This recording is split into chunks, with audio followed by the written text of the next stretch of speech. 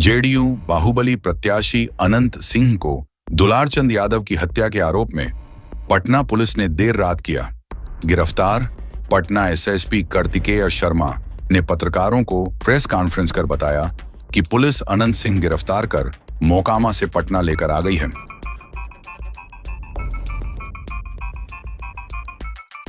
अनंत सिंह को पुलिस ने रंगदारी सेल में रखा है।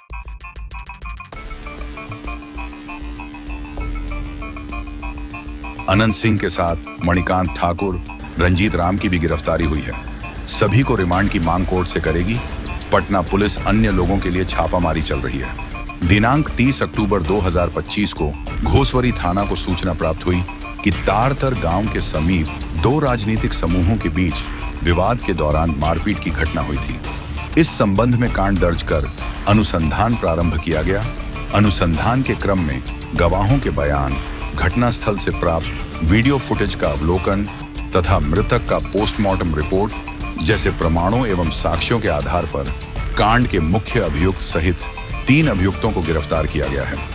मृत दुलारचंद यादव का पूर्व से आपराधिक इतिहास रहा है।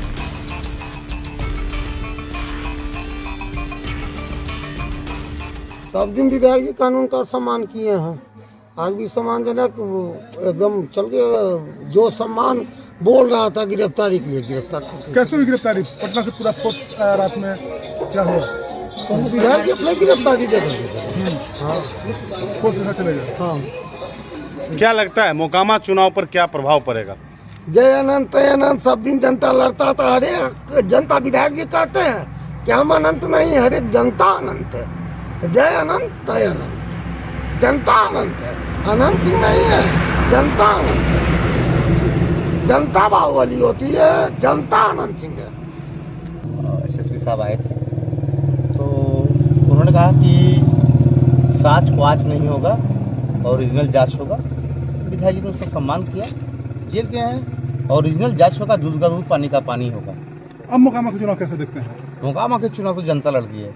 विधायक जी ना 22 में थे, ना 20 में थे, ना 15 में थे।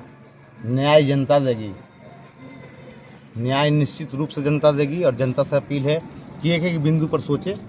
विधायक जी निर्दोष है, आपका एक एक मत विधायक जी को न्याय देगा। चलिए, आप सब लोगों को मैं आज स्वागत करता हूं।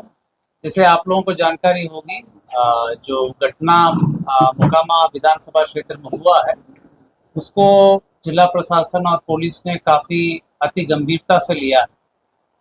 गंभीरता से लेते हुए पूरी घटना का छानबीन भी पुलिस द्वारा पुलिसी कार्रवाई के तहत की जा रही है।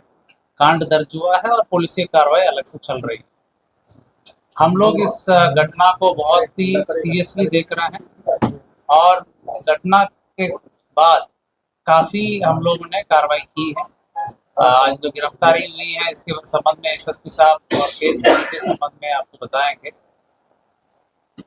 आचार संहिता बहुत ही एक मजबूत स्तंभ है पूरा इलेक्शन प्रोसेस में, और इलेक्शन कमीशन का स्पष्ट निर्देश है कि बाई लॉ इलेक्शन होगा तो उसी का अनुपालन 100% करने में हम लोग लगे हुए हैं और कराएंगे भी। कोई भी असामाजिक तत्व किसी भी प्रकार की प्रयास किया करेगा कानून तोड़ने का, आचार संहिता तोड़ने का, या किसी भी प्रकार की इन्फ्लुएंस करने का कोशिश करेगा तो उनके विरुद्ध कठोरतम कार्रवाई की जाएगी। हम लोग 100% आर्म्स डिपोजिशन करने के लिए आदेश दिए हैं और लगातार जल्द से जल्द जितने भी लीगल आर्म्स हैं वो भी डिपॉजिट हो जाएंगे। चेकिंग पॉइंट्स हर विधानसभा में 50 के ऊपर पॉइंट्स बनाने के लिए निर्देश दिया गया है, जिसमें सीएपीएफ के माध्यम से भी चेकिंग कराई जाएगी। सेजर पूरे राज्य में पटना जिला में सबसे ज्यादा सेजर अभी तक का हुआ है। लगातार सीएपीएफ सक्रिय है और पर्याप्त मात्रा में सीएपीएफ की बल उपलब्ध है। वो पुलिस बल और मजिस्ट्रेट के साथ लगातार चेकिंग की कार्रवाई लगातार कर रहे हैं और सेजर भी कर रहे हैं। आचार संहिता के संबंध में सभी पदाधिकारियों को पुनः निर्देश दिया गया कि किसी भी प्रकार के अगर उल्लंघन होगा उनके विरुद्ध कठोरतम कार्रवाई किया जाना है। जहां तक इलीगल आर्म्स की बात है उस पर और तेजी लाई गई। जहां जहां आवश्यकता हो सीएपीएफ को भी यूज करके उसमें छापामारी की जा रही है और जहां पर भी ऐसे सूचना मिलेगी वहां पर हम लोग छापामारी करके कांड भी दर्ज करेंगे, उक्त असामाजिक तत्वों को जेल भेजने का काम भी करेंगे। कहने का मतलब इलेक्शन कमीशन द्वारा दिए गए निर्देश पूरे लॉ और कानून को फॉलो करके इलेक्शन की प्रोसेस संपन्न होगा, वो बिल्कुल होगा, उसका पालन कराया जाएगा। उसमें कोई भी बाधा उत्पन्न करेंगे उनके विरुद्ध कठोरतम कार्रवाई की जाएगी। मैं फर्दर जो केस संबंधित डिटेल्स है एसएसपी साहब आपको देंगे। अवगत हैं कि 30 तारीख को एक गंभीर घटना घटी थी और जो दुर्भाग्यपूर्ण था कि इस तरह घटना नहीं होनी चाहिए थी। इस घटना में जो तारतर गांव है उसके समीप में दो पक्षों जो वहाँ प्रत्याशी थे वो उन दोनों के काफिला आ रहा था और उन दोनों के बीच पक्षों में झड़प हुई और झड़प में पथराव हुआ, लोग घायल हुए और उसके बाद एक शव बरामद हुआ। उसमें जो दुलार चंद यादव हैं जो 75 वर्ष के रहने वाले हैं, उसी गांव के पास के रहने वाले हैं, उनका पूर्व में भी आपराधिक इतिहास रहा है, उनका शव बरामद किया गया। उसके बाद वहाँ पे दोनों पक्षों के द्वारा कांड दर्ज कराया गया। कांड दर्ज होने के बाद अनुसंधान प्रारंभ किया गया। पुलिस घटना की सूचना मिलते ही तुरंत पहुंची थी वहाँ पे और वहाँ से साक्ष्य भी इकट्ठे किए गए। घटनास्थल से कई जगह के फुटेज भी प्राप्त हुए जिससे क्या घटना हुई है उसके बारे में कई जानकारियाँ मिली। लोगों के गवाह भी सामने आए और उनकी गवाही भी ली गई। साथ ही कल मृतक का पोस्टमार्टम कराया गया, उससे भी हम लोगों को अहम सुराग मिले। जो अभी तक के अनुसंधान में आया उसमें उससे प्रतीत हुआ कि ये जो घटना हुई है ये आदर्श संहिता का उल्लंघन भी हुआ है। इसमें ये एक गंभीर मामला भी था। हम लोग इलेक्शन कमीशन के द्वारा निर्देशित भी किया गया था कि शांतिपूर्ण ढंग से इलेक्शन होना चाहिए और इसमें जब अनुसंधान किया गया तो पाया गया कि जो प्रत्याशी हैं वो वहाँ पे मौजूद थे, उनके सामने में घटनाएं हुई हैं और जो कांड के मुख्य अभियुक्त भी हैं अनंत सिंह, उनकी आज गिरफ्तारी बेड़ना गांव से किया गया है। इसमें हम लोग को जो जानकारी प्राप्त हुई थी, इनके दो सहयोगी भी इनके साथ में थे जो उस घटना स्थल पर भी थे और उनकी भी गिरफ्तारी की गई है। ये दो व्यक्ति हैं मणिकांत ठाकुर जो नदवा गांव के रहने वाले हैं और दूसरा रंजीत राम जो लदमा गांव के रहने वाले हैं। इस पूरे 3 लोगों की गिरफ्तारी हुई है। जो प्रत्याशी हैं अनंत सिंह, उनकी गिरफ्तारी हुई है।